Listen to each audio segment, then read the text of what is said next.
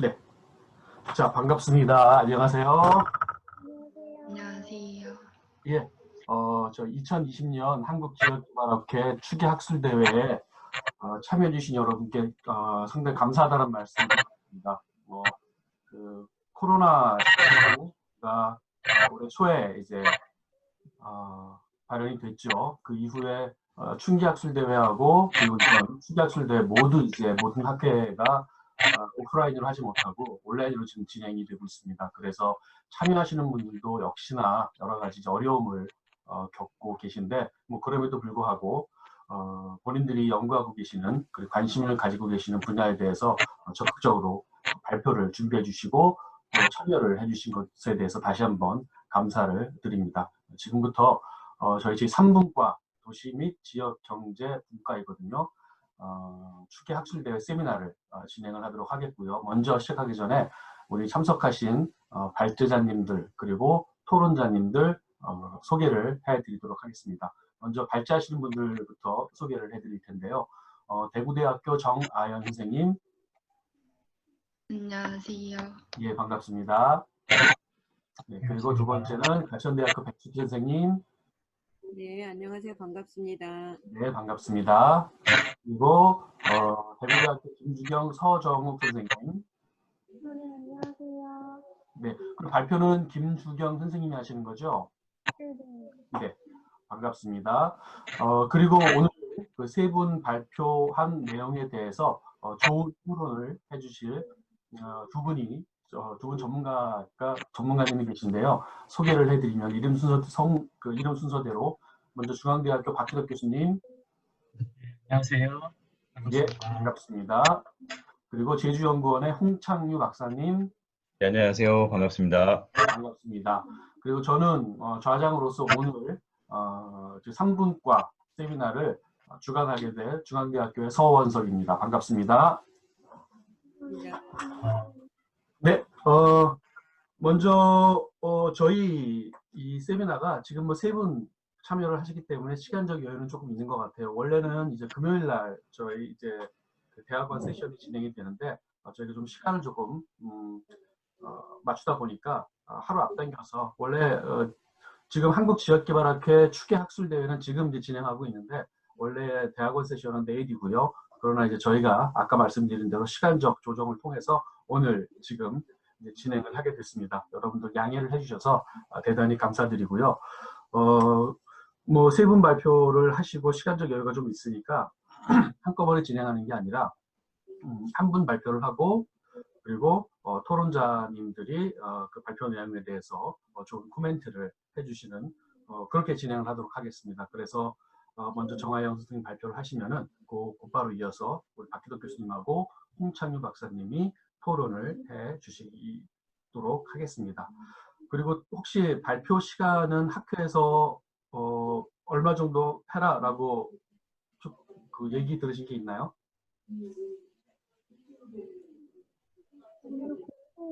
특별 없습니까? 15분 발표. 그 김주경 선생님 목소리가 좀 작아서 조금 더 키워주셨으면 좋겠고요. 그 발표 시간은 원래 얼마 정도를 그 드렸나요? 저한테 그 학교에서 얘기한 게 없어서 15분 발표 정도로 들었습니다. 예, 그러면은 뭐 15분에서 20분 사이에 발표를 끝내주시도록 하고요. 그리고 나머지 시간은 뭐 저희가 보통 한 5분 정도 토론 시간을 드렸는데 뭐 크게 상관이 없이 필요하신 부분 그리고 말씀하시고 싶은 내용을 토론자들께서는 말씀해 주시면 될 것 같습니다. 이런 순서대로 진행하겠습니다. 그래서 정하연 선생님 먼저, 두 번째는 백숙희 선생님, 그리고 세 번째 우리 김주경 선생님 이 순서대로 발표를 하도록 하겠고요. 뭐 너무 길어진다 싶으면은 제가 그 화면에 끝나는 얼마 남았다는 시간을 공지를 해드리도록 하겠습니다. 그리고 난 다음에 전부 다 토론이 끝난 다음에 발표하시는 선생님들께서는 이제 나가시면 되고요. 우리 그 토론자 선생님들께서는 나가지 마시고 조금 저하고 같이 최종적으로 조금 마무리를 하는 시간을 갖도록 하겠습니다. 이렇게 진행을 하도록 하겠습니다. 자, 그러면은 본격적으로 우리 발제 및 토론을 진행하도록 하겠습니다.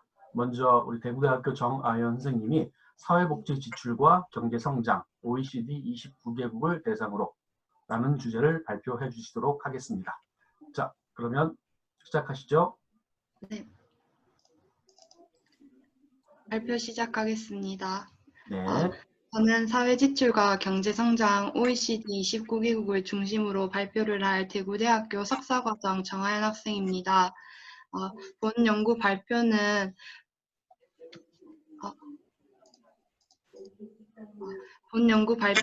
연구 배경, 연구 목적, 문제를 제시하고 선행 연구를 검토한 뒤 가설을 제시하고자 합니다. 그리고 연구 방법과 그 분석 결과에 대해서 설명하고자 합니다. 가장 먼저 연구 배경에 대해서 설명하겠습니다. 세계는 복지국가 퇴공 이후 거대한 경제적 위기를 3번 겪었습니다. 이것이 1930년대 대공황, 1970년대 석유파동, 2008년의 미국발 금융위기입니다. 이러한 경제위기에 대응하여 대공황에는 케인스주의를 채택하고 석유파동에는 신자유주의를 채택하였습니다.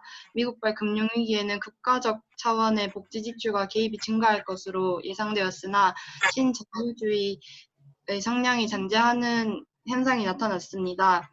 이를 통해서 각국은 세계적 경제 위기마다 국가가 추구하는 복지 이념이 변화함을 알 수 있었습니다.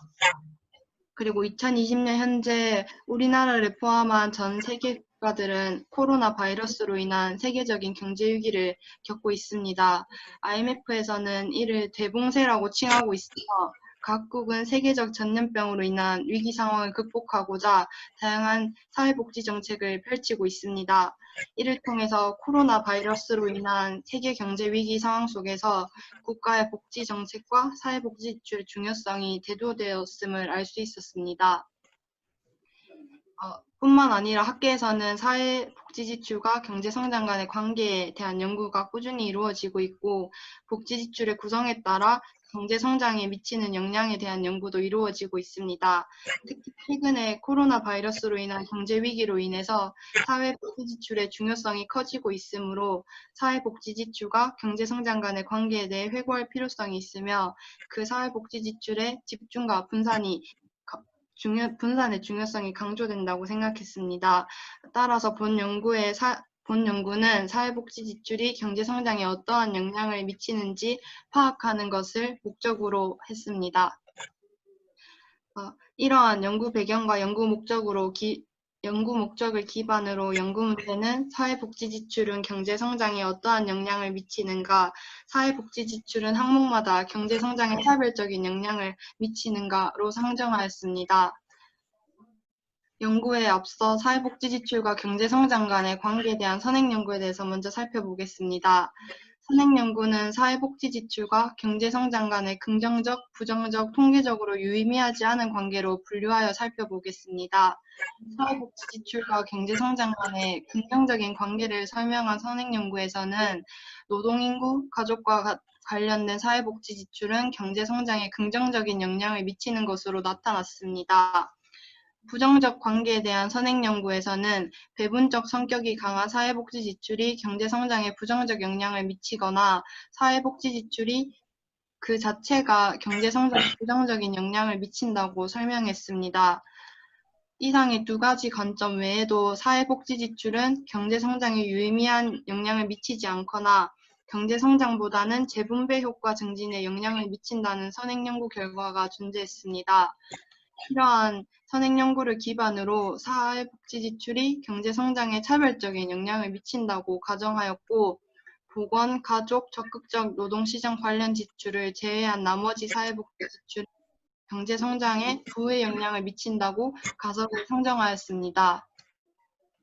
이러한 가설을 증명하기 위한 분석 데이터의 시간적 범위는 1996년부터 2019년까지로 1996년까지 OECD에 가입한 29개국을 대상으로 공간적 범위를 선정하였습니다. 이를 위하여 경제성장 측정을 위한 데이터베이스는 월드뱅크의 GDP를 이용하였고 자본과 노동 데이터 월드뱅크 데이터베이스를 활용하였습니다. 사회복지 지출은 OECD의 SOCX 데이터를 사용하여 패널 데이터를 구축하였습니다. OECD는 사회복지 지출을 9개의 분야로 분류하고 있는데 노령, 유족, 장애, 보건, 가족, 적극적 노동, 시장 정책, 실업, 주택, 기타가 그것입니다. 이 중에서 유족과 실업은 현금으로만 지급되고 보건과 적극적 노동, 시장 정책, 주택은 현물로만 지급됩니다. 이외 나머지는 현금과 현물의 형태로 지급됩니다. 본 연구를 위한 분석 방법으로는 패널 회귀 모형을 기본으로 하고 패널 데이터 분석의 고정 효과 모형을 사용하였습니다. 추정식은 다음과 같고 각 변수가 지칭하는 표는 아래와 같습니다.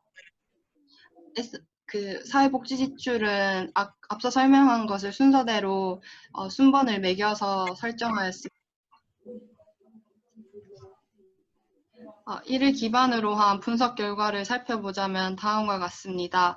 가장 먼저 F 검정과 브루시 페이건의 LN 검정을 통해서 귀무가설이 기각되어서 합동 OLS 모형보다 패널 모형이 보다 적절하다고 나타났습니다. 그리고 하우스만 검정에서 귀무가설이 기각되어서 고정효과 모형이 적합하다는 결과가 나타났습니다. 따라서 고정효과 모형을 통해 분석한 결과를 종합하면 표와 같습니다. 유족, 장애, 보건, 가족, 적극적 노동, 시장 정책 관련 지출이 경제 성장에 유의미한 영향을 미치는 것으로 나타났습니다. 반면에 노령, 실업, 주택, 기타 관련 지출은 경제 성장에 유의미한 영향을 미치지 못하는 것으로 나타났습니다. 경제 성장에 유의미한 영향을 미치는 사회복지 지출 중 가족을 제외한 사회복지 지출은 경제 성장에 부의 영향을 미치는 것으로 나타났고 이에 따라 보건, 적극적 노동시장 정책 관련 지출이 경제 성장에 정의 영향을 미칠 것이라고 예상한 가설 4번, 5번은 기각하였습니다. 정의 영향을 미칠 것이라고 예상한 보건과 적극적 노동시장 정책 관련 사회복지 지출은 현물로만 이루어진 공통점이 있는데 이는 현물이 경제 성장에 미치는데 시간적 여유가 필요한지에 대해서 추가적으로 연구하고자 하는 시사점을 얻었습니다. 그리고 또한 사회복지 지출이 경제 성장에 미치는 시차 효과가 전체적으로 존재하는지 추가적인 분석을 해보고자 합니다. 이러한 연구 분석을 통해서 적절한 배분을 위한 이론적, 정책적 방향 모색을 위해서 중앙정부의 사회복지 지출이 영향을 미치는 거시적, 경제 및 사회 변수들을 변수로 도입하여서 그 영향을 정도와 통계적 영향의 방향성을 점검하였습니다. 이에 대한 분석과 해석을 통해서 각 검정 통계량 및 개수의 이론적, 정책적 의미의 가설을 비추어 논의하여 시사점을 도출하고자 하였습니다. 제가 발표할 내용은 여기까지고 지금 발표 마쳐도 괜찮습니다.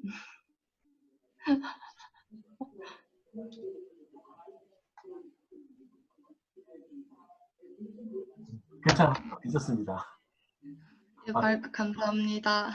예, 수고하셨습니다.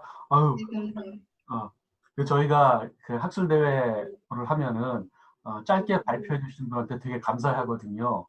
네.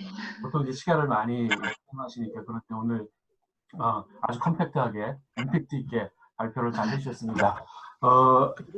기본적으로 이제 여러 가지 사회복지 지출이 경제 성장에 미치는 영향을 패널 회계 분석을 이용해서 파악을 해주셨고요. 좋은 발표 내용이었습니다. 흥미로웠어요.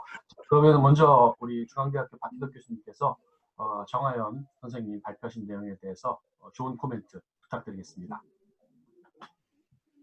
네, 먼저 발표 잘 들었습니다. 코로나19의 그 시기에 적절한 주제였다고 생각을 하고 있습니다. 그리고 이론적 이제 배경에 있어서 서로 이제 긍정적인 영향을 미치는 것, 그리고 부정적인 영향을 미치는 것, 이렇게 구분해서 또 상반된 의견을 같이 이렇게 제시함으로써 어느 정도 이제 균형을 맞춰줘서 굉장히 잘 했다는 생각이 듭니다. 근데 어떤 그 이론적인 가설에 대해서 가설이 나오기 전까지의 그 이론적인 부분에서 약간 논의가 조금 더 보충이 되었으면 좋겠다고 개인적인 생각이 들었어요. 그래서 예를 들면은 이제 가설에 있어서 뭐 보건 관련된 지출에 대한 부분이 이게 그 이론적인 부분에서는 논의가 별로 이루어지지 않은 것 같거든요. 그래서 코로나19로 인해서 뭐 보건에 대한 복지가 더 필요하다 이런 주장을 하고 싶은 건데 그것에 대한 이제 이론적인 배경이나 선행 연구에 조금 그런 논의가 조금은 더해지면은 네, 더 훌륭한 연구가 되지 않을까 네, 이런 생각이 들었습니다.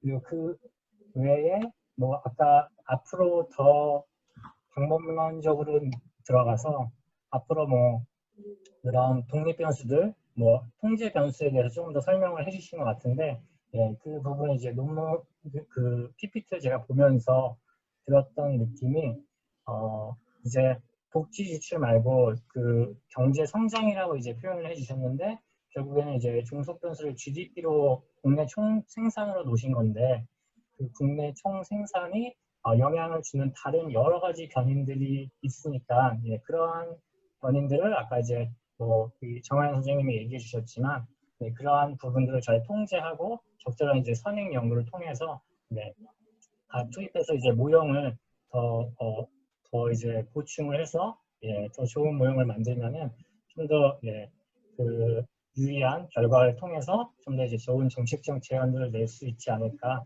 네, 그런 생각이 들었습니다. 그리고 보면서 약간 이제 개인적으로 궁금했던 부분은 뭐 현금은 이제 현금을 지원하는 거였고 뭐 현물은 이제 현물을 지원하는 건데 현물에도 뭐 여러 가지 종류가 있을 텐데 그러한 것들이 이제 뭐 설명 뭐 시간의 제약도 있고 뭐 발표를 하는 데 있어서 뭐 그렇지만 네, 현물에 대한 뭐 어떤 구분이 있는 건지 뭐 이러한 개인적인 궁금증이 있어서 네, 그런 부분에 대한 보충 설명이 있었으면 좋겠다. 네, 이런 생각도 조금 들었고요. 네, 그리고 뭐 그 방법론에 있어서 뭐 이제 뭐 풀드 된 것과 뭐 고정 모형, 뭐 임무 모형 다 이제 비교해서 적절하게 잘 모형을 이제 설정한 것 같아서 예, 그런 부분 되게 잘 정리를 하신 것 같습니다. 그래서 예, 제가 생각하기에는 예, 뭐 이제 어떤 부분이 필요하신지 대부분 이제 아시는 것 같아요. 그래서 이제 그러한 부분을 잘 보충해서 예, 좀 더 이제 보충해서 발전시켜서 예, 좋은 연구로 이어가면 좋을 것 같다. 네, 이러한 예, 코멘트를 드리겠습니다. 네, 감사합니다. 감사합니다. 네, 박덕 교수님 수고하셨습니다. 자, 다음은 저희 홍창규 박사님 부탁드리겠습니다. 예, 아유, 좋은 발표 잘 들었습니다. 저도 박 교수님께서 말씀하신 내용이 이제 상당 부분 일치해서 이분들도 이제 간단하게 말씀을 드리고 또 추가적인 거 말씀을 또 드리겠습니다. 그 패널 회기 모형을 아주 잘 그 모형을 디자인하셨다고 저도 생각이 들었고요. 그리고 그 박 교수님께서도 언급을 하셨지만 경제 성장에 이제 영향을 미치는 다른 변수들도 분명히 존재하기 때문에 그런 부분에서 보완이 된다면 아주 탄탄한 그런 모델이 될 수 있다는 것도 저도 그 사전에 보여주신 그 자료를 통해서도 동의하는 그런 바입니다. 그리고 그 선행연구 측면에서도 조금 그 박 교수님도 언급하셨고 그 선행연구를 비슷한 사례나 그리고 현재 그 사회복지 지출이나 또 배분적인 복지 지출을 하는 지역이나 그리고 그 지역 사례를 통해서 연구하는 부분들이 많이 나오는 것 같아서 그런 거를 조금 이렇게 또 충원하시면 아주 좋은 선행연구, 탄탄한 그런 배경이 되지 않을까 생각이 들었습니다. 그리고 그 결론에 있어서 많은 그런 좀 뜻깊은 결과가 나오셨는데요. 그 결과를 가지고 저는 많은 지역들, 특히 이제 저도 제주에서 이런 정책들을 많이 이렇게 실험하면서 저희 지사님도 그렇고 저희 이제 그 경제 일자리 통상국의 국장님들도 고민을 많이 하시고 계십니다.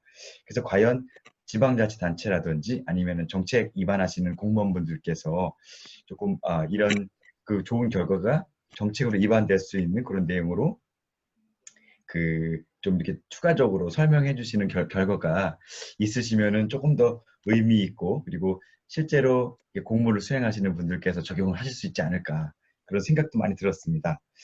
그리고 이제 마지막으로 말씀을 한 가지 드리면 사실 OECD의 그 29개국을 중심으로 하셨는데 29개국 제가 이제 데이터들을 쭉 보니까 굉장히 다양한 뭐 저희 그 지방끼리도 다르지만 29개국이 굉장히 다른 그런 그 사회복지 지출, 특히 이제 코비드-19에 관련된 다양한 정책들이 펴고 계시더라고요. 그래서 그거를 뭐 상위, 중위, 뭐 하위 아니면 뭐 비슷한 패턴 이렇게 좀 그룹을 해서 그것도 좀 분석을 해주시면 되게 좋은 정말 재밌고 의미 있고 가치 있는 그런 결과가 나오지 않을까 하는 생각을 좀 하게 되었습니다. 그래서 그것도 좀 말씀을 드리고 싶고 뭐 저는 더 이상 이렇게 뭐 코멘트는 없고요. 이렇게 이 정도로 그 토론 마치도록 하겠습니다. 네, 감사합니다. 감사합니다. 예, 네네. 두 분 토론자 선생님들 말씀 감사드립니다. 뭐 시간이 좀 있으니까 저도 한 가지만 말씀을 드리면은 이 연구가 기본적으로 이제 그 코로나19 그리고 그 세계 경제의 대변화 요 내용이 좀 핵심적으로 들어간 듯한 모습을 보였어요. 왜냐하면 서론하고 연구 목적에 이제 그런 내용이 들어가서 그렇다라고 하면 제 개인적으로는 이게 가능할지 모르겠습니다만은 그 연 단위로 파악을 한 거잖아요.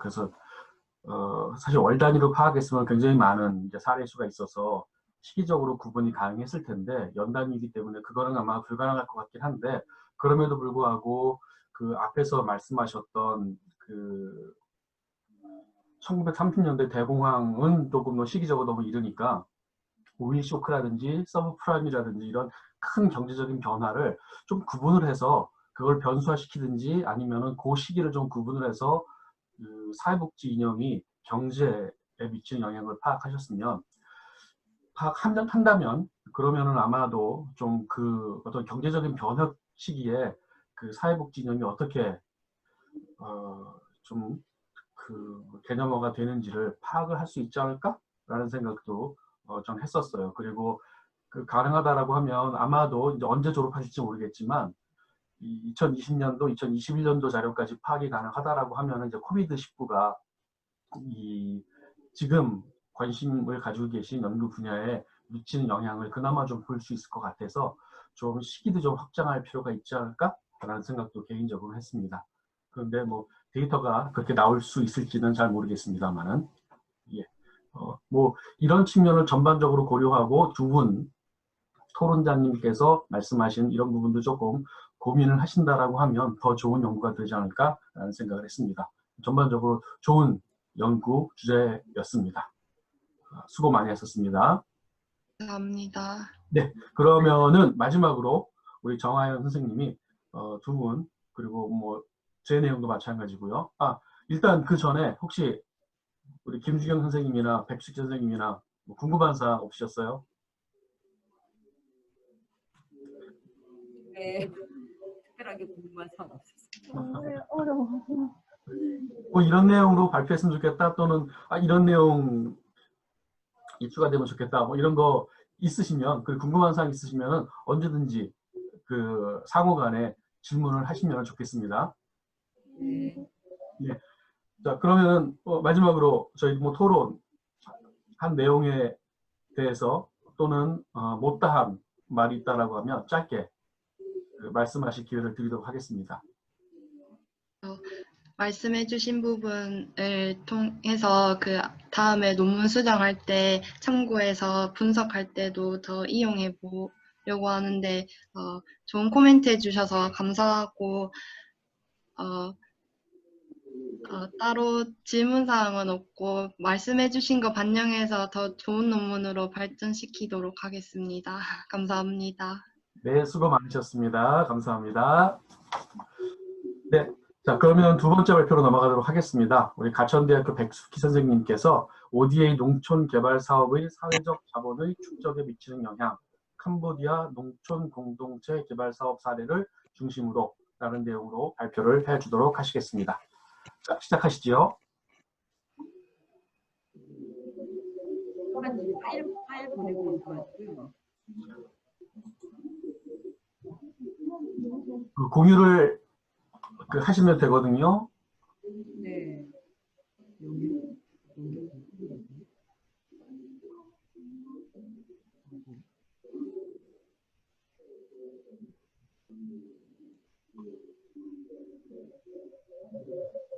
그 정혜영 선생님, 혹시 공유가 돼 있으면은 한번 회진해 보세요. 네.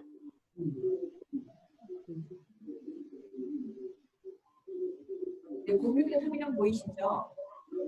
네, 공유된 화면 보입니다. 네, 발표하도록 하겠습니다.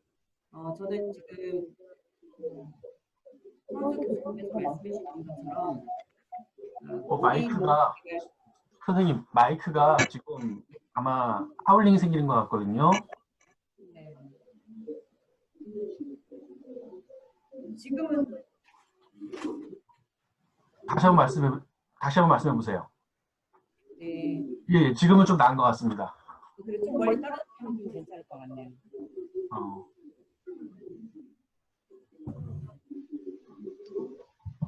그 OD 농촌 개발 사업에서 사회적 자본 축적에 미치는 영향을 캄보디아 농촌 개발 사회 중심으로 연구했습니다.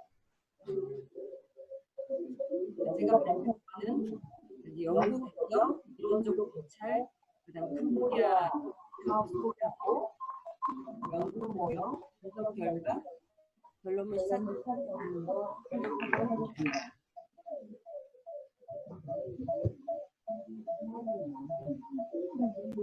죄송해요. 하울링이 계속 많이 생기는 것 같아서요. 그 연구 배경을 보면 캄보디아는 1970년대 내전으로 인해서 사회적 자본 수준이 매우 낮은 상황입니다.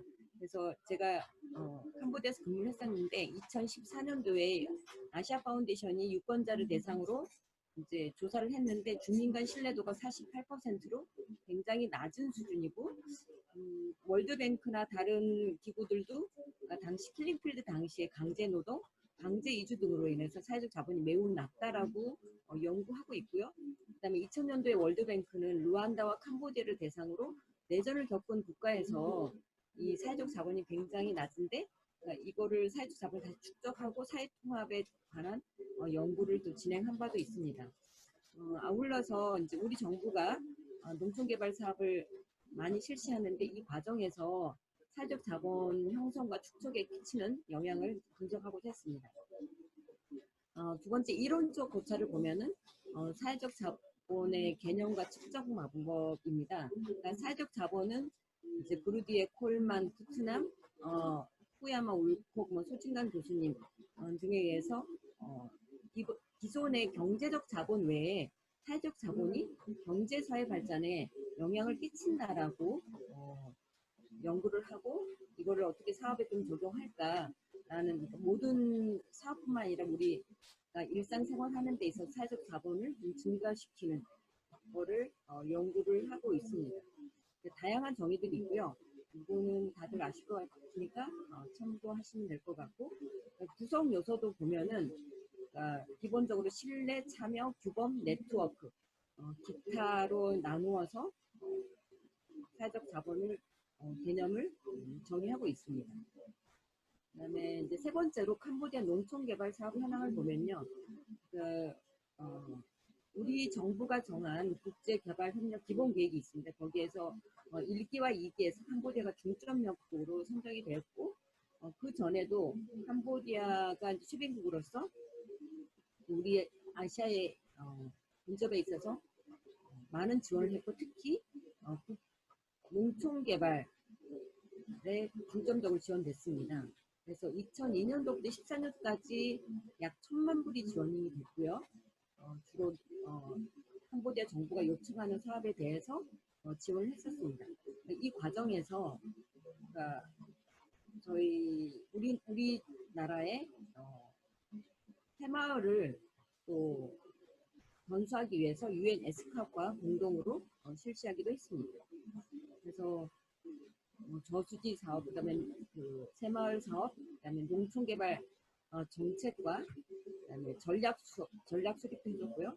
그다음에 이제 그 건기 우기에 홍수가 홍수로 인한 문제가 있어서 홍수 그걸 했고, 그다음에 이제 일본하고 공동으로 해서 관계수로 복구인 농촌개발 사업을 실시하기도 했습니다.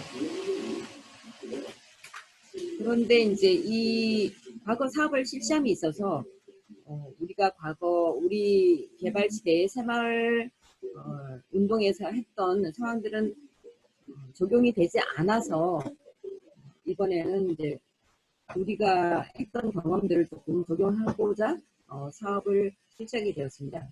그래서 사업 대상지는 캄보디아 3개 주에서 실시되었고요. 그래서 그 캄보디아 정부하고 협력을 해서 대상지를 정했습니다. 대상지는 수도에서 78km, 그다음에 167km, 48km 좀 차이가 있어서 나중에 전국적으로 확산하는데 좀 비교하기 위해서 좀 차별되게 정했습니다. 세계 주의 기본 현황은 참고하시면 될 것 같고, 주요 산업은 아직도 캄보디아가 농촌 인구가 70%에 달해서 이 지역들도 다 수도에서 멀리 떨어져 있기 때문에 농업이 주고 그다음에 축산업을 하고 있습니다.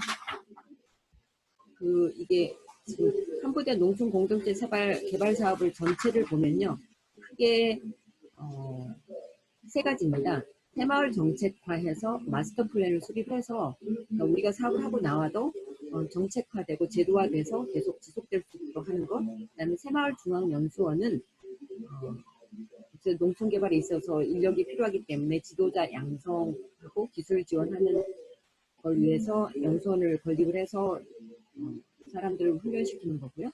그다음에 제가 연구에 해당되는 거는 시범마을 육성입니다. 마스터 플랜 설명드렸고, 연수원 건립도 그렇고, 그다음에 시범마을 육성 사업입니다. 시범마을 육성 사업에서 이제 아래 특징하고도 겹치는 부분이 있는데요.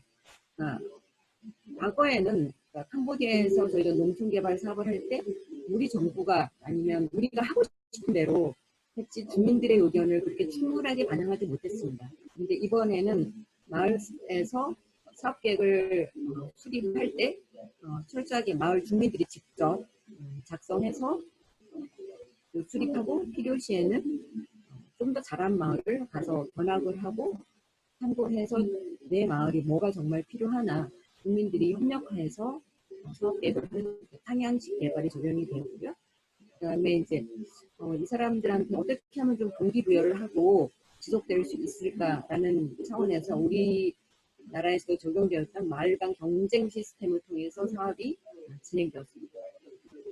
특성은 마을 간 경쟁에 위한 인센티브 지급을 보시면요. 1차 년도에는 30개 마을에 모두 2만 불을 지급했고, 2차 년도, 3차 년도에는 평가 결과가 C등급이면 똑같이 2만 불을 주고, 그 다음에 전년도 대비 1등급을 상승하면 1.5배 지급하고, 2등급을 향상을 하면은 2배, 전년도에 2배 되는 금액을 지불했습니다.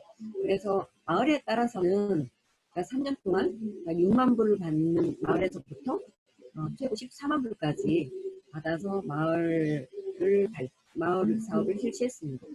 그래서 이제 이게 1차 년도와 3차 년도를 제가 실적 평가를 비교를 해봤는데, 그러니까 등급이 마을 순위가 1등에서 30등을 했을 때 플러스 22가 되는 마을에서부터 마이너스 20까지 굉장히 차이가 많았었습니다. 근데 이번에는 이 연구는 하지 않았었고요. 차후에 이렇게 이 연구해 보면은 어떤 요인이 이렇게 큰 차이를 냈을까? 그다음에 이제 주도 보면 여기 TK라고 딱개오인데 딱개오가 왜 이렇게 상위 등급에 많을까? 이거는 좀 더 후속 연구가 필요한 상황입니다. 그래서 이제 시범마을 우수 사례를 좀 보면은 어떤 게 이런 요인이 됐었을까라고 봤을 때 특징들을 보면은 VBC라고 마을발전위원회하고 굉장히 협력이 좀 긴밀했고, 그다음에 리더십 그래서 결국에는 참여가 굉장히 중요한 요소라고 생각이 됩니다. 그래서 우수사 마을들을 보면은 마을 사업비를 14만 불에서 8만 불까지 받았고요. 그 다음에 이제 우리나라도 각 마을에서 했을 때 스스로 자조금을 만들도록 했는데 각 마을들이 이렇게 3만 불에서 16,000불 정도의 마을사업비를 만들었습니다. 연구 모형을 보도록 하겠습니다. 연구 모형은 일단 제가 여기에서 다른 연구들을 했는데 일부만 가져와서 조금 부족한 면이 있습니다. 그래서 사업 성과는 사회적 자본하고 역량과 회복력 5대2 사업 목표 달성도 했고요. 현재 변수는 보시면 되겠습니다. 그리고 보통 그러니까 사회적 자본 할 때 인지적 신뢰 자본 하는데 여기에서는 이제 구조적인 신뢰 자본으로 연구했습니다. 그래서 농촌개발이 실시된 캄보디아 세계주 30개 마을에서 사업 효과를 시행 전후를 비교해서 성과에 대한 변화를 조사했습니다. 분석 모형은 전후를 비교하는 겁니다. 그래서 가설은 농촌 지역 개발 사업 이후 사회적 자본이 증가할 것이고 역량과 행동력이 증가할 것이고 교육의 생활기간 소득이 낮아질 거라고 가설을 설정했습니다. 분석 방법은 그러니까 사업 실시 전후 평균치를 비교해서 통계적 유형을 찾는 것으로 산술 평가 비교 대상으로 삼았고요. 평균수를 비교하는 거기 때문에 T-테스트를 실시했습니다. 분석 결과를 보도록 하겠습니다. 사회적 자본 변화에서는 당시 노동 강제 이주에서 굉장히 주민 간에도 불신이 심한데 이 불신에 대한 정도가 좀 조금 감소되어서 통계적으로 유의미한 게 나왔고요. 그 다음에 이제 집단별 신뢰 변화에서도 그 당시에 크메르 족에 대해서는 조금 더 우호적이고 다른 종족에 대해서는 굉장히 학대가 심했었는데 다른 종족에 대한 신뢰가 굉장히 있는데 이 다른 종족에 대한 신뢰가 좀 나아졌고 교사는 우리나라도 과거에 교사에 대한 신뢰가 굉장히 낮았었는데 이 사업을 통해서 교사에 대한 신뢰가 좀 높아진 걸로 분석되었습니다. 참여 과정에서도 이제 이 사람들도 캄보디아에서는 공동 사업에 참여하지 않으려는 경향이 있어요. 힐링필드의 영향으로 공동체 사업에 하느니 내가 돈을 내겠다 이런 상황이었었는데 이 사업을 통해서는 이제 공동체 활동에 참여한 날이 많이 늘었고 그 다음에 이제 공동으로 마을 문제를 해결하고자 하는 데 있어서 통계적으로 유의미한 결과가 나왔습니다. 그러니까 이 사업에서는 특히 이제 역량과 회복력을 봤는데요. 그러니까 역량은 그러니까 전반적으로 이 마을에 살기 좋은 곳으로 만드는 데 있어서 영향력을 자기 행사할 수 있다라고 통계적으로 유의미한 결과가 나왔고요. 그다음에 이제 폴포트 정권 때 워낙 신체적, 정신적 충격이 많았었기 때문에 이 충격으로부터 얼마나 회복할 수 있는 회복력을 좀 봤습니다. 그래서 둘 다 유의미한 결과가 나왔습니다.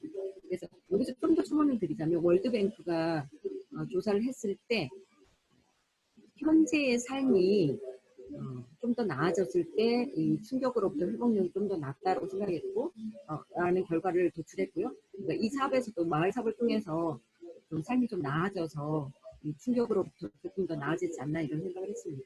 그다음에 5대2 모읍 달성도에서는 교육과 훈련에서 초등교육 사업, 직업 훈련 기회에서 다 유의미한 결과가 나왔고요. 생산 기반에서는 대중교통 이용은 저희 마을 사업으로서는 어떻게 할 수 없는 분야를 제외하고 모두 다 유의미한 결과가 나왔습니다.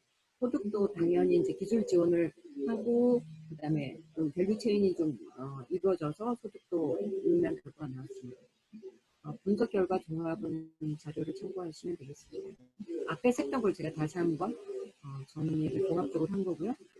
가설 검증은 그러니까 가설 1번은 농촌개발 사업 이후에 사적 자본이 증가되었고 그다음에 역량과 회복력도 증가할 거라는데 정으로 나왔고요. 그다음에 개발 사업 이후에 이 5대 사업 성과에서도 달성된 것으로 되었습니다.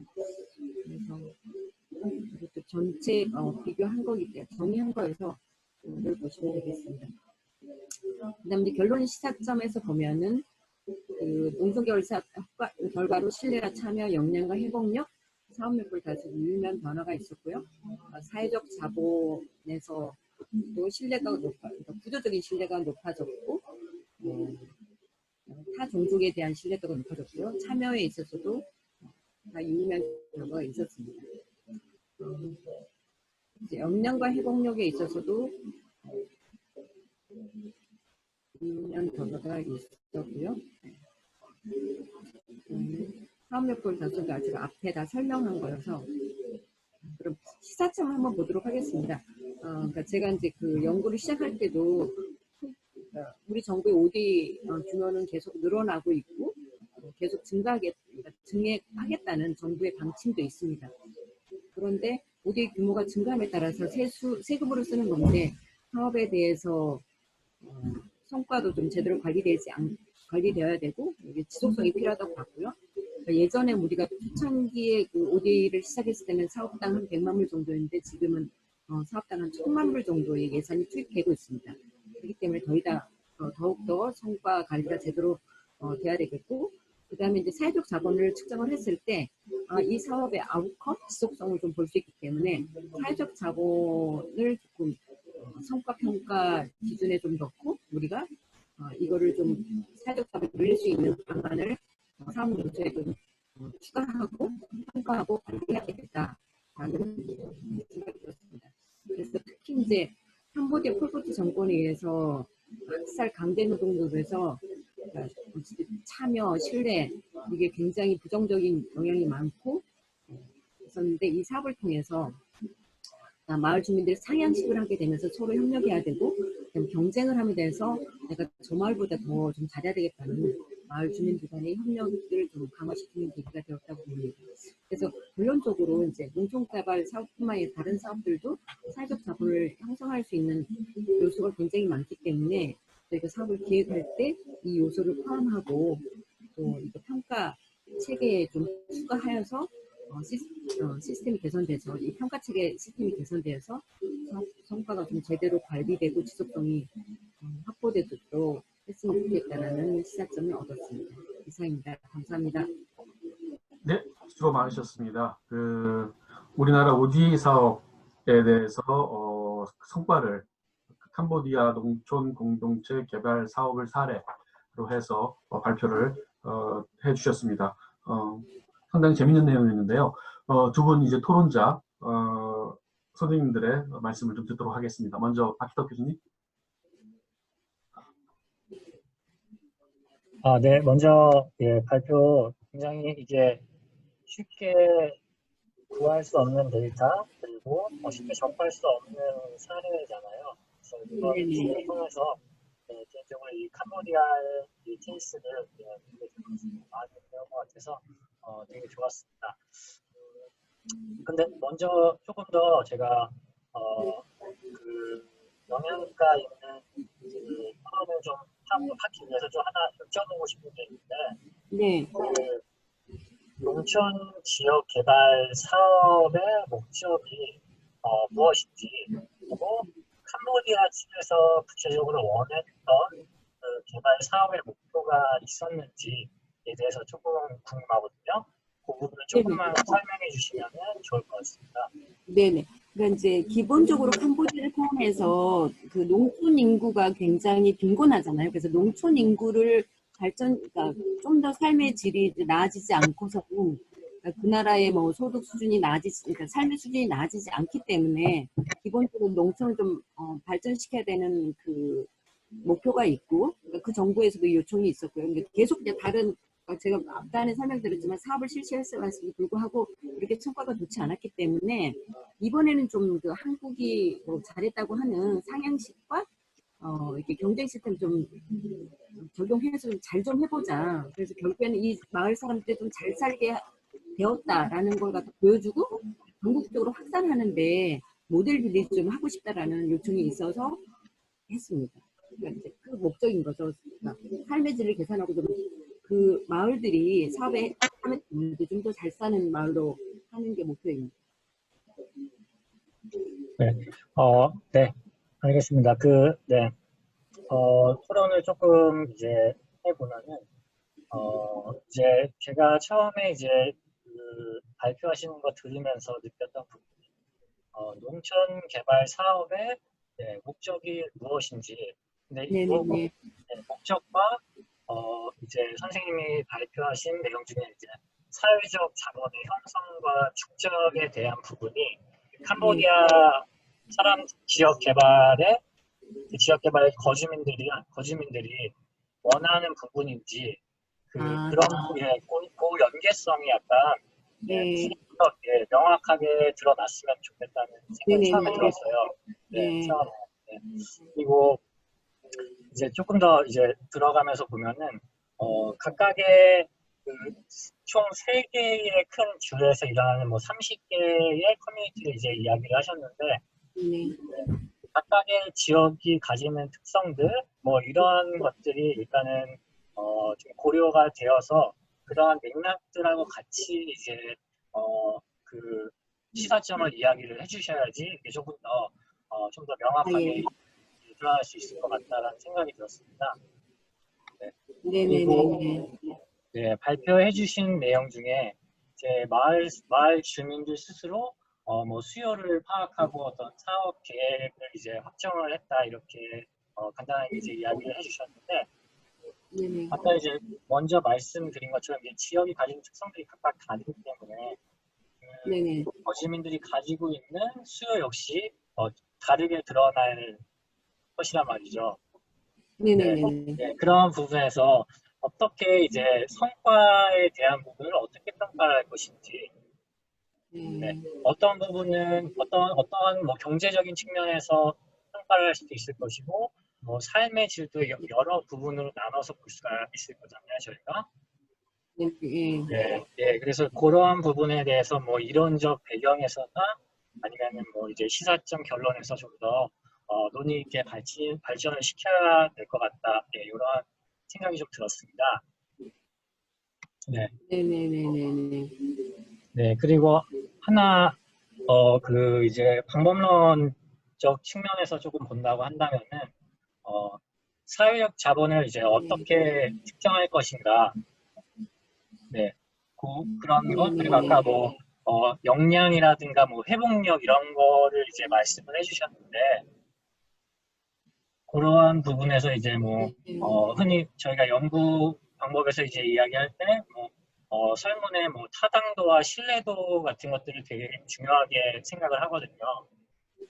예, 그래서 이제 그러한 부분이 뭐, 설문을 구성함에 있어서, 뭐 신뢰도 분석이라든가, 뭐 요인 분석 같은 것들을 통해서, 그런 이제, 사회적 자본이라는 개념적인 부분이나, 뭐 회복력 이런 개념적인 부분을 정확하게 측정을 하고 있는지, 뭐 타당도라고 일단 이야기를 하는 부분, 예, 그런 것들이 적절하게 이제 이루어지고 있는지, 그리고 이 설문들이 신뢰도를 가지고 측정이 되고 있는지에 대한 예, 고민이 조금 필요하다고 느꼈습니다.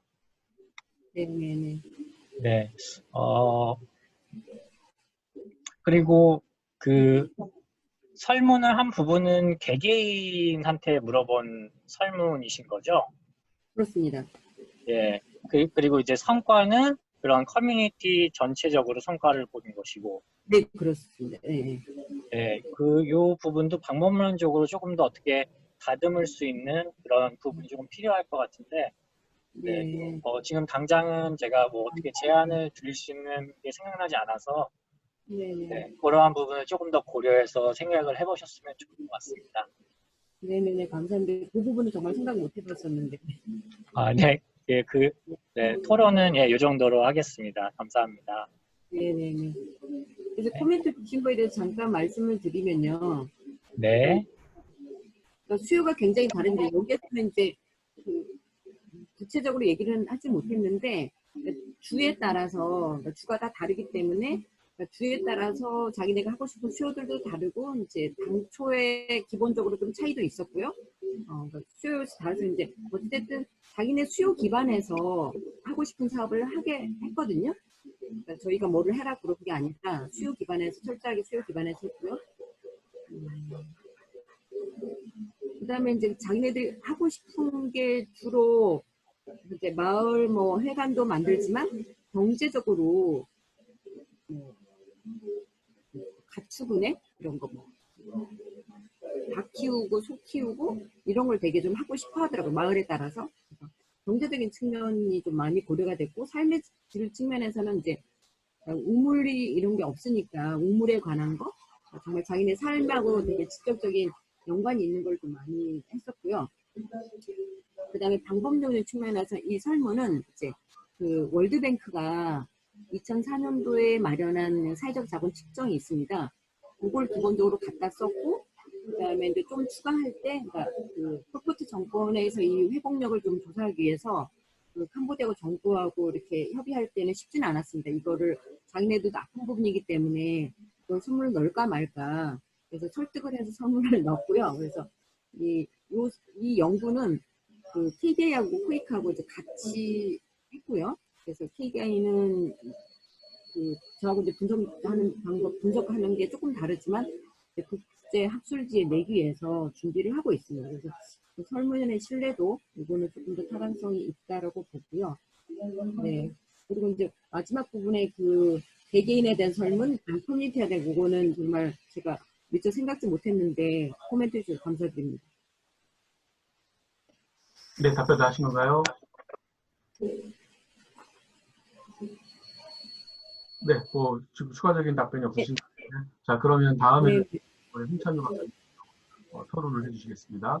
예, 좋은 발표 정말 잘 들었습니다. 아주 의미 있는 그 연구를 하셨다고 생각을 하고요. 저도 몇 가지를 말씀드리고 싶고, 뭐 좀 저도 더 잘하실 테니까 거기에 대한 답변도 해주시면 좋겠습니다.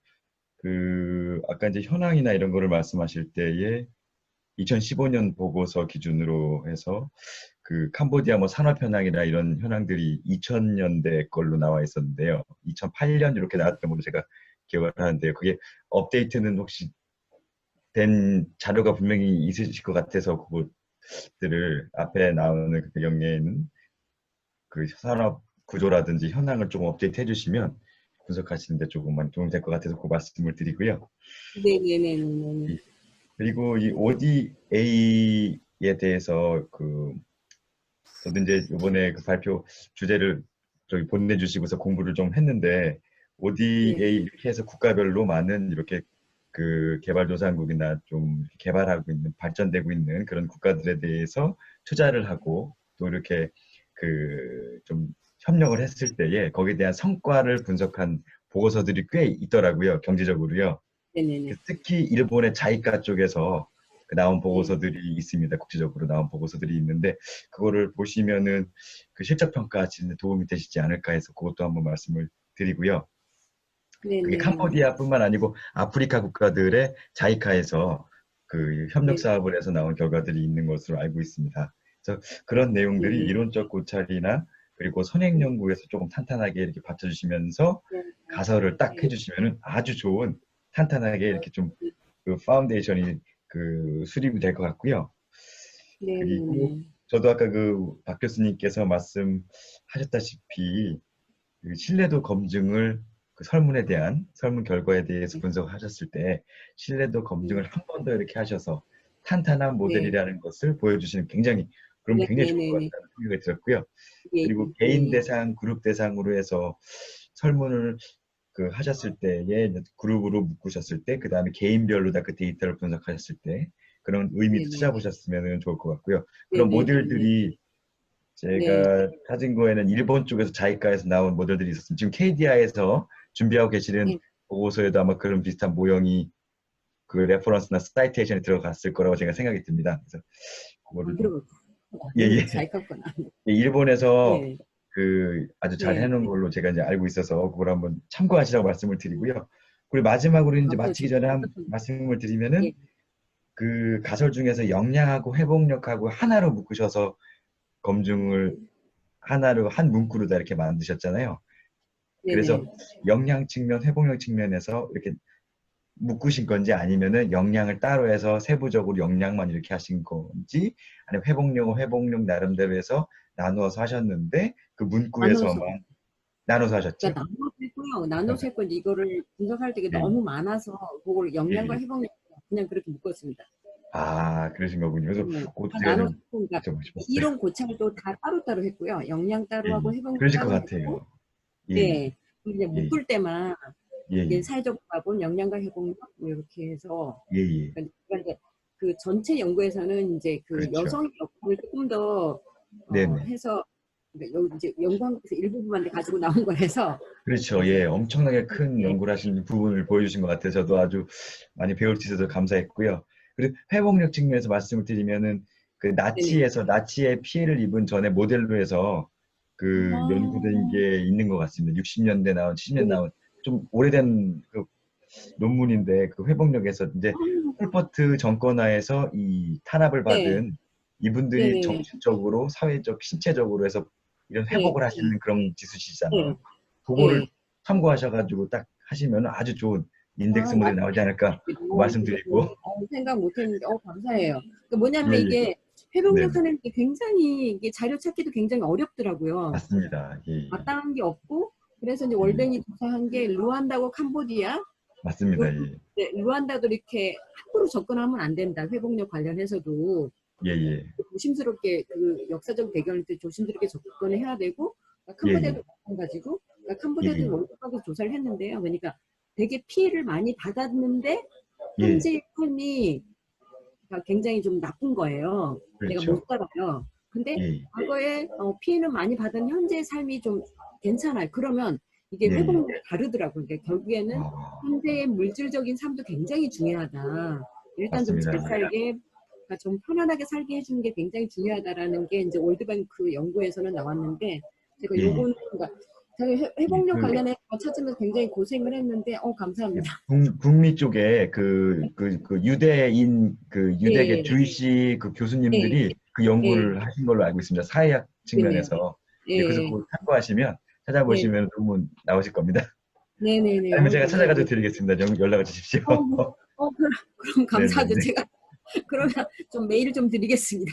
예, 예, 그렇게 해주십시오. 예, 예. 이상입니다. 네네. 감사합니다. 네네. 네. 감사드립니다. 네. 예. 네, 두 분 토론자님 아주 좋은 토론하고 그리고 답변에 대한 적극적인 답변 우리 백숙 선생님 감사드리고요. 뭐 간단하게 저도 끝나기 전에 네. 네. 이거는 뭐 궁금한 사항인데 그 네. 내용을 보니까 실질적으로 아까 TKO가 성과가 굉장히 높다라고 말씀을 하셨는데 아마 연구를 진행하셨을 것 같기도 한데 그 아까 박 이 교수님 부분은 말씀하신 거에 못했습니다. 네? 이 부분은 못했어요. 그렇다라고 하면 아까 박 교수님 말씀하신 것처럼 각 지역별 특성이 굉장히 중요하다라고 얘기를 하셨잖아요. 그 네. 지역들은 왜 특정한 지역에서 사회적 자본이 그렇게 차이가 나는지 그것도 전후 비교를 조금 네. 비교를 하시면은 아마도 네. 그 자원에 대한 지원을 할 때 조금 네. 차별적으로 지원할 필요성에 좀 생길 것 같다는 생각이 들어서 그 지역별로 사회적 자본 정도에 대한 전후 비교도 조금 이루어지면은 재밌을 것 같다는 생각이 들고요. 또 하나는 네. 이 내용을 보니까 기본적으로 신뢰도 측면에서 공무원에 대한 신뢰도가 굉장히 낮네요. 거의 유의성이 나타나지 않는 거 보면은 전후 사업 성과에 따라서 이게 지금 어떤 그 설문을 하신 건지 모르겠는데 잘 안 들려요. 아, 잠깐만요. 그 교수님이 앞전에 잠깐 안 들려가지고 신뢰도 관련해서 말씀 주셨는데 잘 안 들려가지고요. 예, 잘 안 지금 들리시나요?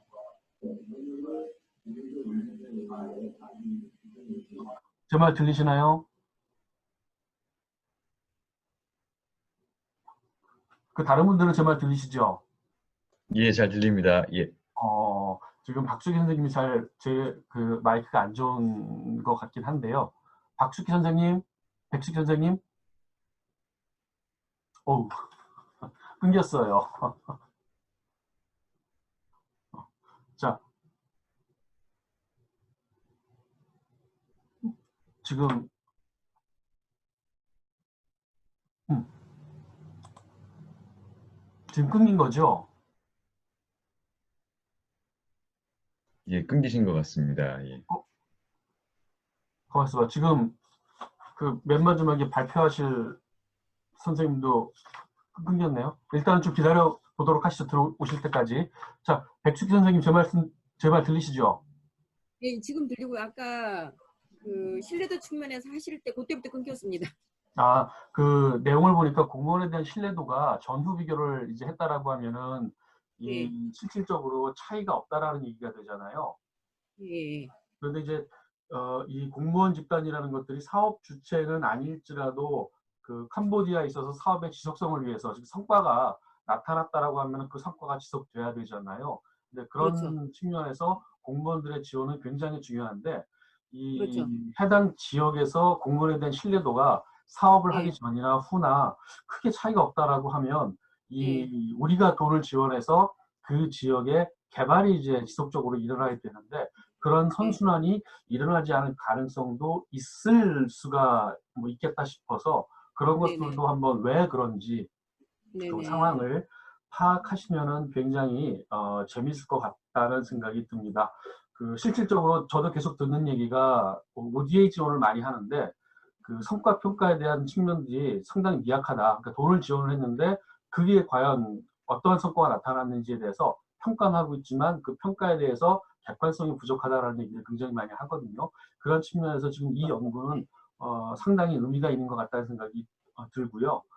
그러한 네네. 어떤 성과 평가에 대한 누적 측면에서 조금 더 네. 상세한 어떤 그 설문조사를 하셨으니까 내용들이 네네. 지속적으로 추가된다라고 하면 더 좋은 이 연구의 그 결과로 남지 않을까 하는 생각이 듭니다. 예, 수고 많이 네. 하셨습니다. 네, 감사합니다. 예, 그 한 분이 나가시더니 안 들어오셨네. 제가 질문을 하나 해도 될까요, 그럼? 예. 하세요. 네, 이 백숙기 선생님과 그 서 교수님이 말씀하신 거의 연장선인데요. 지금 네네. 이제 사업 전하고 사업 후하고 이제 비교를 하면은 대부분의 지표가 네. 다 좋아졌다고 나왔어요. 유의하냐, 유의하지 않냐의 차이이긴 하지만.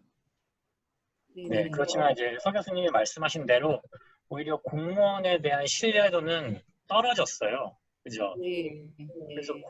그 이유에 대해서 혹시 뭐 생각해 두신 게 있다거나 뭐 그러시면은 저희가 좀 공유를 해주셨으면 좋겠는데 왜 그렇게 나왔을까요, 결과가? 그러니까 기본적으로 캄보디아의 부인 비즈니스가 190개 중에서 180 몇 개, 180 몇 등이거든요. 기본적으로 공무원에 대한 신뢰도 굉장히 낮고 이 사람들이 굉장히 부패가 심합니다. 그래서 이 사업을 통해서 신뢰도를 저희가 공무원에 대한 신뢰도는 올리지 못해 그 역할은 그렇게 많이 하지 않았지만 저희가 사업을 함에 있어서 마을 주민들한테 2만 불을 주고 이거 이제 영수증을 다 내도록 했거든요.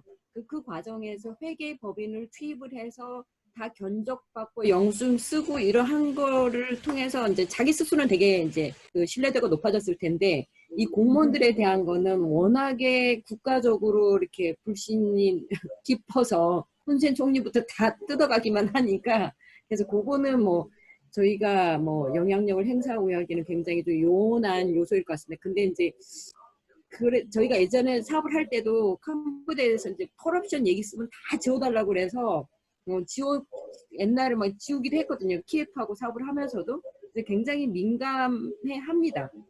그래서 그거는 후속 연구가 좀 하면은 되게 재미있는 그런 요소라고 생각합니다.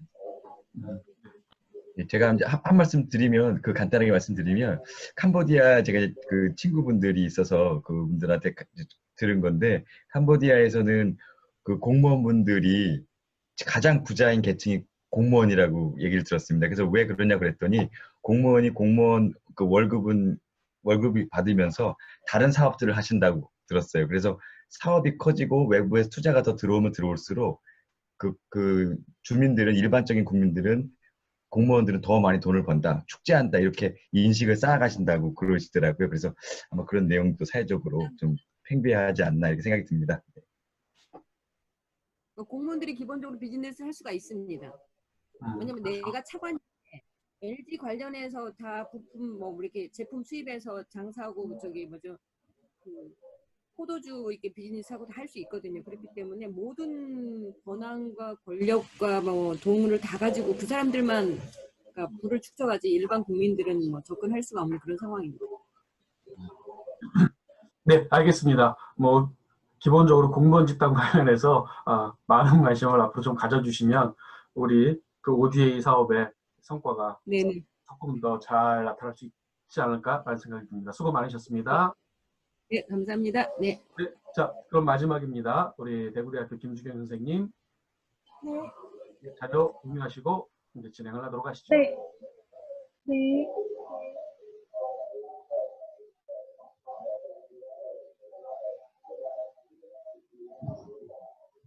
화면 다 보이시나요? 네. 그러면 발표 시작하도록 하겠습니다. 안녕하십니까. 통일정책 인식 영향 요인에 관한 연구를 발표하게 된 대구대학교 행정학과 석사과정 김주경입니다. 잠시만요. 김주경 선생님, 지금 혹시 네. 마이크 기계가 나오는 것 같은데 혹시 네. 음소거를 한번 해보세요. 네. 지금 말씀하신 잘 들리시나요? 예. 지금 이제 이렇게 됐습니다. 네. 제일 먼저 연구 배경 및 필요성에 대해 설명하자면 시간이 지남에 따라 젊은 세대는 통일의 민족적 당위 차원에서 접근하는 경향보다 현실을 반영하여 실용적인 차원에서 접근하는 경향이 늘어나는 추세이며 통일이 시급한 문제로 보지 않고 통일에 대해 무관심이 높아지고 있습니다. 이러한 통일인식과 관련된 기존 연구에서는 통일인식에만 초점을 맞추어 젊은 세대의 통일인식만 파악할 뿐 통일정책에 대한 인식 연구는 부족한 실정입니다. 그러나 통일과 관련된 여러 가지 인식과 내부인식의 차이는 정책적으로 매우 중요하기 때문에 본 연구는 통일정책 인식에 초점을 맞추었습니다. 본 연구의 의의로 볼 수도 있는데 통일정책 효과성 인식에 영향을 주는 요인을 고찰하여 통일 이후 사회적 민족적 갈등을 최소화하기 위한 통일정책 방향성과 젊은 세대가 더 나은 통일시대를 살아갈 수 있도록 통일교육에 대한 사회적 관심을 증대시킬 수 있는 방안에 대해 논의하고자 합니다. 이를 위해 이론적 논의에서는 우리나라의 통일정책 개념 정의와 기존 연구를 통한 연구 가설을 제시하며 여러 가지 기술 통계 분석을 사용하여 통일정책 인식에 관한 요인에 대해 설명하고자 합니다. 대한민국의 통일정책 기조에 대해 설명해보자면 우리나라의 공식적인 통일정책은 선평화 공존, 후 평화통일에 맞춘 1민족 1국가 1체제 1정부의 통일국가 실현을 목표로 하고 있으나 통일인식의 변화에 따라 통일정책 역시 현실에 부합되는 방향으로 보완 발전되고 있습니다. 1970년대 이후에는 대화와 협상, 교류와 협력을 통하여 평화 통화를 여건에 대해 마련하고자 하지만 각 정권에 따라서 통일 정책이 바뀌고 있으며 그에 따라 국민들의 북한에 대한 인식의 변화도 있었습니다. 다음으로 기존의 선행 연구를 통해 통일정책 효과성 인식에 대한 가설을 살펴보자면 통일에 대한 긍정과 부정에 대한 인식 여부, 그리고 통일정책의 관심도와 통일 이후 편익, 통일세 납부 의향과 북한학 및 통일교육 수강 경험과 성별, 북한에 대한 인지도가 통일정책 효과성 인식에 영향을 줄 것이라고 설정해 보았습니다. 이를 토대로 다음과 같은 분석들을 마련해 보았는데 자세한 설명은 다음 장에서 하도록 하겠습니다. 일단 종속 변수는 통일정책 효과성 인식으로 하여 서열 척도를 사용하였고 1점이 전혀 그렇지 않다, 5점이 매우 그렇다. 종속 변수에 영향을 미치는 독립 변수의 요인으로는 첫 번째 인구 통제학적 변수로 성별은 남자를 0, 여자는 1로 설정하였고 북한 및 통일 교육에 대한 수강 여부는 1이 있음, 2를 없음으로 설정하였습니다.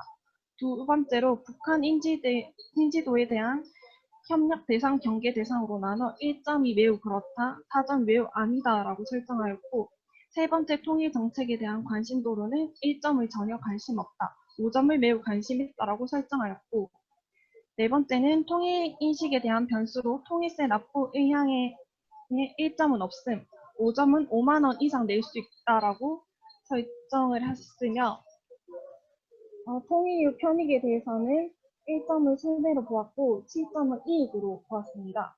마지막으로 통일의 전반적 인식의 긍정은 0, 부정은 1로 설정하였습니다. 이를 바탕으로 기술 통계 분석과 상관관계 분석, 회귀 분석을 인식하였습니다. 본 연구에서는 대학생 154명을 대상으로 설문지법을 이용해 조사했고, 응답자 특성으로 남성이 84명, 여성이 69명으로 나왔고, 통일교육 수강 경험이 있음이 36명, 없음이 118명으로 대부분 통일교육 수강 경험이 없는 것으로 나타났습니다. 다음으로 기술 통계 분석의 결과로서 통일교육 수강 경험은 평균이 1.77로 대부분 수강하지 않은 것으로 나타났고, 북한 인지도에 대한 북한 경계 대상으로 인식하고 있다고 대답한 평균이 1.97로 북한의 협력 대상보다 경계 대상으로 인식하고 있었으며, 통일정책 관심도는 평균이 2.86으로 다소 통일정책에 관심 있는 것으로 나타났으나, 통일 때 납부 의향은 1.69가 나왔고, 통일 후 편익에 대한 인식은 평균이 3.3으로 나온 것으로 보아 부정적인 의견이 많았습니다. 다음으로 회계 분석을 사용한 결과, 결과 변수인 통일정책 효과성 인식과 앞서 말한 국민 변수 간에 대한 영향력에 대해 분석한 결과 다음과 같이 보실 수 있는데요. 결과 변수인 통일정책 효과성 인식에 대해 R 제곱값이 0.527로 약 53%의 설명력을 가지고 있습니다. 주요 핵심만 말하자면 통일정책의 관심도에 대한 베타값이 0.157로 통일정책 효과성 인식에 유의미한 영향력을 갖는 것으로 확인되며, 통일 후 이익에 대한 인식에 대한 베타값은 0.204로 이 역시 유의미한 영향력을 갖는 것으로 나타났습니다. 이는 기존 연구에서 볼 수 있듯이 젊은 세대의 통일 인식이 현실적인 이해관계를 바탕으로 심리적 차원에서 통일이 필요하다고 인식하는 것으로 볼 수 있습니다. 반면 통일 때 납부 의향에 대한 통일 효과성의 인식은 유의미하지 않은 것으로 확인하실 수 있습니다. 다음으로 북한 및 통일 교육 수강 경험에 대한 베타값은 마이너스 1.124로 통일 정책 효과성 인식과 부의 관계로 나타났으며 유의미한 것으로 확인하실 수 있고, 기존 연구에서도 통일 교육 수강 경험이 있는 학생들이 통일 정책에 높은 관심을 갖는 것으로 나타났습니다. 북한 인지도에 대해서는 북한의 협력 대상으로 인식하는 경우 베타값이 마이너스 258로 통일 정책 효과성 인식과 부의 관계를 가지고 있었으며 통계적으로 유의미하다는 것을 나타낸 반면, 경계 대상으로 인식하는 경우는 유의미하지 않은 것으로 확인되었습니다. 이는 통일 정책에 따라 북한에 대한 인식 변화로서 북한에 대한 제재와 경계보다는 교류와 협력을 통한 정치, 경제, 문화적 진진으로 인한 기대감으로 정책 효과가 크다고 인식하는 것으로 이해될 수 있습니다. 이로써 가설 4번과 8번을 제외한 가설은 유의미한 것으로 나타났습니다. 분석 결과를 종합하자면 기술 통계 분석 결과 북한은 협력 대상으로 바라보는 것보다는 경계 대상으로 바라보고 있었으며, 북한학 및 통일 관련 수강 경험은 거의 없는 것으로 나타났습니다.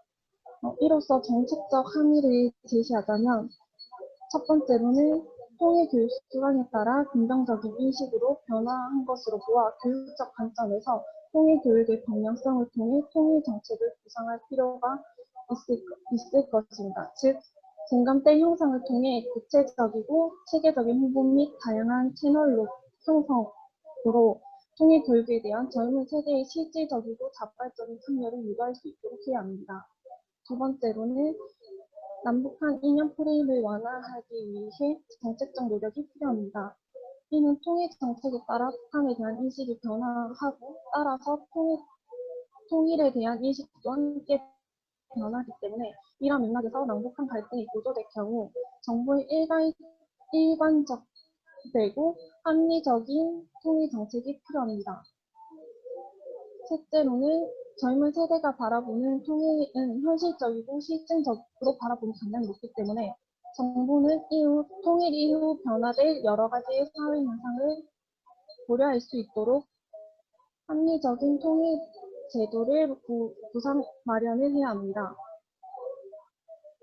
이로써 젊은 세대들의 합리주의적인 인식에 맞춰 정부의 상황 주도 능력 상승과 앞으로 포스트 통일 시대를 맞이할 젊은 세대의 인식을 파악하여 통일 교육을 통한 효과적인 통일 비전 제시가 필요할 것으로 판단됩니다. 그리고 마지막으로 연구의 한계점 및 연구 과제로서는 젊은 세대에 초점을 맞추는 것이 아니라 다양한 연령대의 표본을 통해 객관성을 확충하고 횡단면적 연구가 아닌 중단면적 연구를 통해 좀 더 신중하고 지속적인 연구를 함으로써 추후 풍부한 연구 결과를 도출할 수 있도록 하겠습니다. 감사합니다. 예, 수고 많으셨습니다. 실질적으로 뭐 통일이 된다라고 하면 통일 비용, 혜택을 받는 가장 큰 중요한 세대가 뭐 대학생 세대일 수도 있는데 뭐 그런 측면에서 아주 통일 정책의 인식, 젊은 세대들에 대해서 재밌는 발표를 잘 해주셨습니다. 자, 먼저 박기덕 교수님 토론 부탁드립니다. 네, 먼저 통일에 대한 주제로 재미있는 설문도 하시고 연구를 진행한 것 같아서 재미있게 잘 들었습니다. 먼저 어떤 선행 연구에서 기존의 이제 통일 정책이 어떻게 이루어져 왔는지에 대해서 되게 자세하게 고찰을 해주셨는데, 이렇게 모르는 사람이 이제 저도 사실 통일에 대한 전문가가 아니기 때문에 그 내용을 이제 보면서 이해할 수 있어서 굉장히 좋았습니다. 근데 그럼에도 불구하고 뭔가 좀 더 이론적인 부분에서는 통일 교육에 따른 뭐 인식 그리고 통일 정책의 효과성 뭐 이런 것들의 이제 프레임워크가 어떻게 이루어져 왔고 어떠한 그러니까 연구적 프레임을 가지고 있고 또한 선행 연구들이 어떻게 진행이 되어 왔는지에 대해서 조금 더 집중해서 그 부분에서 좀 더 보충을 해주시면은 가설하고 좀 더 자연스럽게 연결이 될 것 같다라는 생각을 먼저 하게 되었습니다. 그리고 그 이후에 이거는 이제 제가 메모한 순서대로 이야기하는 부분이라 조금 사소한 부분이긴 한데 어떤 이제 레퍼런스를 이제 하는 부분에 있어서 조금 이제 뭐 백과를 사용하기보다는 좀 더 이제 기존 연구들을 이용해서 좀 더 이렇게 레퍼런스를 달아주는 것이 연구의 신뢰도를 좀 더 높이는데 좋을 것이라는 생각이 들었어요. 그래서 그런 조금 이제 백과사전 같은 거 조금 지양해서 이렇게 해주셨으면 좋을 것 같고요.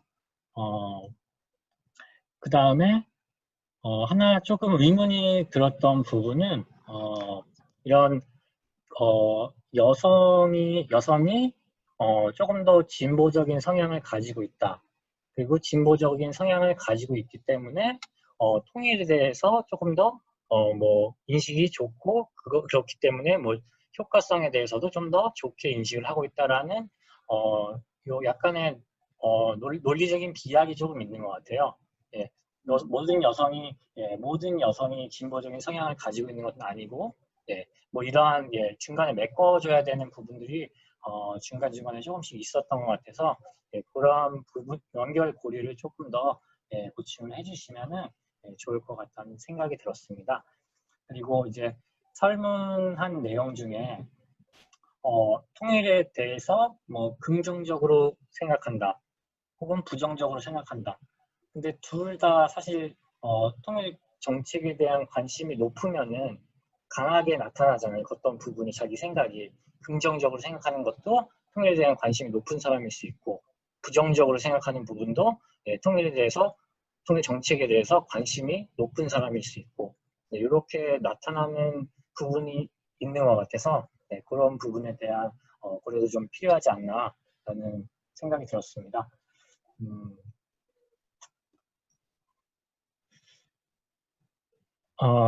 그리고 그 외에 이제 모델을 구성함에 있어서 좀 더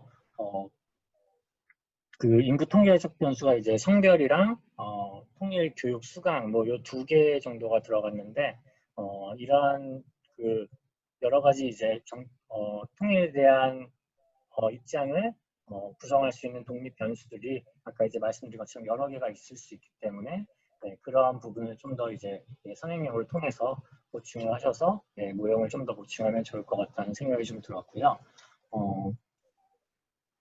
네, 마지막으로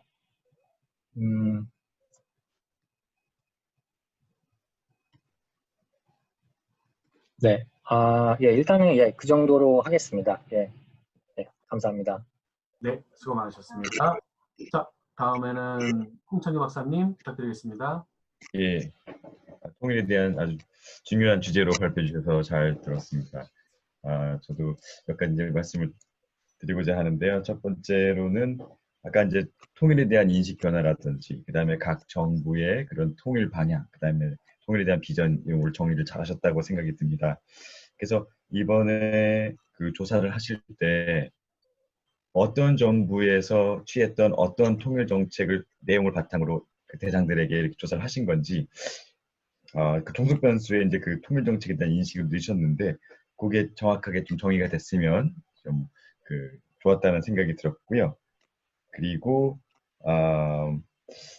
통일세 측면에서 그 그룹별로 이제 좀 경제적인 배경에 따라서 달라질 텐데, 어떤 분들은 내고 싶어도 좀 통일세가 부담이 되는 경우에는 내지 않겠다 이렇게 답하는 분도 있을 거고요.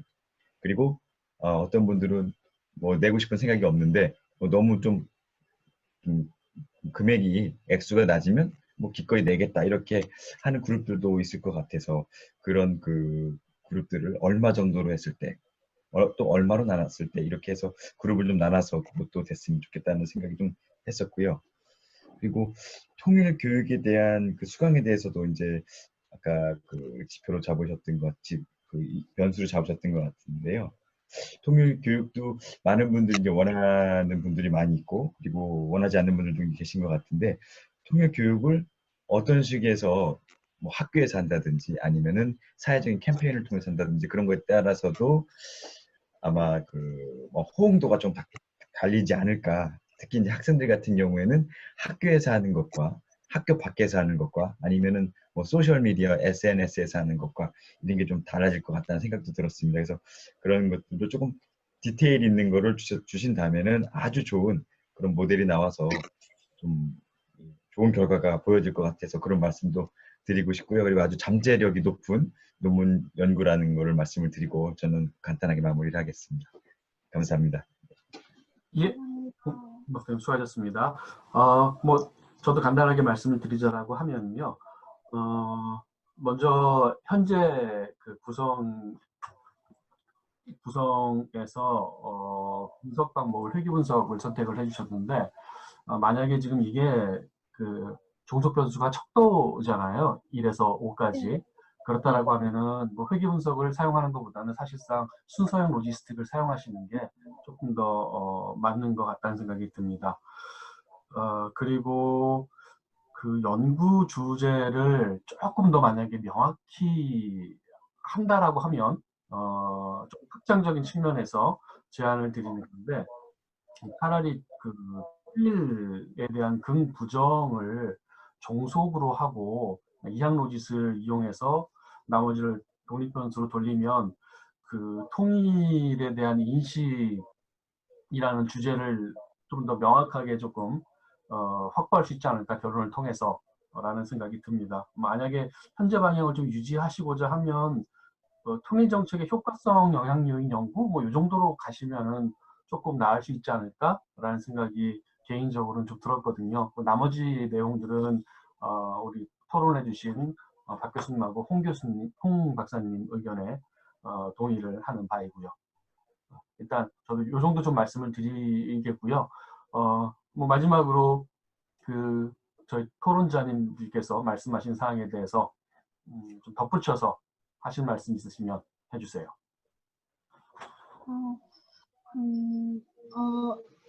많이 부족한 논문이라고 생각을 했는데 이번 기회에 좋은 것들 많이 보충하게 돼서 좋은 기회라고 생각합니다. 감사합니다. 좋습니다. 자, 수고하셨습니다. 오늘 그 토론을 세 분 발표해 주셨는데 생각보다 그러니까 좀 짧게 끝날 줄 알았는데 생각보다 해당 주제에 대해서 관심들이 많으셔서 저희가 1시간 반 뭐 이상 그 진행이 된 것 같습니다. 세 분 발표자님들 너무 수고 많으셨고요. 혹시 마지막으로 뭐 간단하게 아까 얘기를 하려고 했는데 못했다. 이 말은 꼭 해야 되겠다. 뭐 이런 사항이 있으면은 네, 제가 하나만 더 해도 되겠습니까? 발표자님들 얘기 좀 들으면 안 될까요? 이제 제가 아까 그 김주경 선생님 마지막에 말씀드리려고 써놓고서는 그걸 아, 이제 말씀을 못 네, 드려가지고 네네. 네, 그게 생각이 나가지고 하나 알겠습니다. 네, 고치겠습니다. 이제 그 샘플을 그 표본을 살펴보니까 이제 대구 경북에서 한 100 샘플 정도 그리고 전국 대학생을 이제 온라인으로 50명 정도를 이렇게 하셨잖아요. 근데 지역적인 편차에 따라서 분명히 다른 정치적 성향이나 통일에 대한 그런 입장을 가지고 있을 거라고 생각해요. 그리고 네. 면대면 설문조사를 한 것과 온라인 설문조사를 한 것과 분명히 그것도 이제 그 응답자의 입장에서는 분명히 그 같은 응답자가 같이 했다 하더라도 차이점이 나타날 거라고 생각이 들거든요. 네, 그래서 그러한 부분도 한번 생각해 보시면은 좋을 것 같다 이렇게 마지막으로 말씀을 드리도록 하겠습니다. 네, 이상. 감사합니다. 네, 수고하셨고요. 혹시 일단은 그러면은 우리 토론자님들 추가적으로 세 분, 우리 정하연 선생님 그리고 백식 선생님, 김주경 선생님 말씀하신 것에 대해서 뭐 추가적으로 더 하실 말씀 있으시면은 말씀해 주십시오. 마이크를 안 켜신 거 보니까 특별하게 추가적으로 하실 말씀은 없으신 것 같아요. 예, 없습니다. 네, 자 그러면은 저희 이제 토론한 내용에 대해서 세 분 발표자님들께서 추가적으로 혹시나 간략하게 하실 말씀 있으시면은 그 기회를 드리도록 하겠습니다. 먼저 정하영 선생님. 저는 따로 추가적으로 말씀드릴 게 없고 오늘 학술대회 처음 참여해봐서 부족한 거 많이 배우고 가서 뜻깊은 시간 보내서 감사하다고 말씀만 전하겠습니다. 감사합니다. 네, 감사합니다. 자 그리고 두 번째 백숙희 선생님. 네. 저도 이제 그 제가 고민했던 부분, 그다음에 또 제가 생각하지 못한 부분을 이렇게 코멘트 해주셔서 되게 감사드리고요. 네, 홍 박사님 죄송하지만 제가 메일 주소 남겼는데 자료 좀 보내줄 수 있으면 예, 잘 받았습니다. 제가 이메일 제가 기억하겠습니다. 예. 감사하겠습니다. 그리고 이제 이 연구가 굉장히 재미있는데 이번에는 조금 이제 일부만 하고 연구의 제한점으로 좀 많이 넘겼습니다. 그래서 원래는 이제 그 연구를 할 때 마을 간에 이게 어떤 차이가 좀 왜 이런 차이가 났을까 하고 싶었는데 그거에 대해서 연구가 좀 제대로 안 돼 있고 조사가 제대로 안 돼 있고 그다음에 이제 또 제가 이게 보안 연구로서 한번 현장을 가서 주민들을 좀 이렇게 인터뷰하고 싶었는데 코로나로 인해서 꼼짝을 못 해가지고 그 연구의 그 완성도는 조금 떨어질 것 같습니다. 그럼에도 불구하고 이제 이렇게 발표를 했을 때 여러분들이 교수님, 교수님께서 좋은 연구라고 해주셔서 감사드리고요. 좀 더 보완해서 더 좋은 논문이 될 수 있도록 하겠습니다. 감사합니다. 네, 감사합니다. 자, 마지막으로 김주경 선생님. 네, 저도 학회 처음 나와서 발표해 보는데 그래도 부족한 점도 많이 배우고 코멘트도 좋은 거 많이 달아주셔서 그리고 참고해서 더 좋은 논문 만들 수 있도록 노력하겠습니다. 감사합니다. 네, 수고하셨습니다. 그 처음 참가를 하신 분이 이제 두 분이신 것 같고, 그리고 백식 선생님께서도 뭐 ODA면은 상당히 여러 그 곳에서 뭐 세미나라든지 토론회라든지 이런 것들을 하셨을 거라고 생각이 드는데, 처음 하신 분들 같은 경우는 좋은 경험이 되셨을 거예요. 그런데 이걸로 그냥 그치지 마시고 본인들이 조금 더 관심을 가지고 있는 사항들이 있다라고 하면 좀 더 발전을 시켜서 다음번 뭐 저희 지역개발학회도 그렇고 기타 학회도 여러 곳이 있으니까 매 학기 발표를 하시면은 석사 과정 중에서 굉장히 좋은 추억 그리고 기억 그리고 경험이 될 수 있을 것이라고 생각이 듭니다. 그렇게 좀 더 관심을 가져주셨으면 좋겠다라는 생각이 듭니다. 자, 그래서 세 분 수고 많으셨고요. 오늘 토론에 참여하신 박기덕 교수님하고 홍창규 교수님께 또 수고 많으셨고 감사하다는 말씀 전해드리도록 하겠습니다. 자, 그러면 이상으로 2020년도 한국지역개발학회 학술 대회를 마치도록 하겠고요. 우리 두 분 토론자님께서 남아주시고요. 다른 분께서는 이제 퇴장하셔도 좋습니다. 자, 수고 많으셨습니다. 감사합니다. 감사합니다. 네.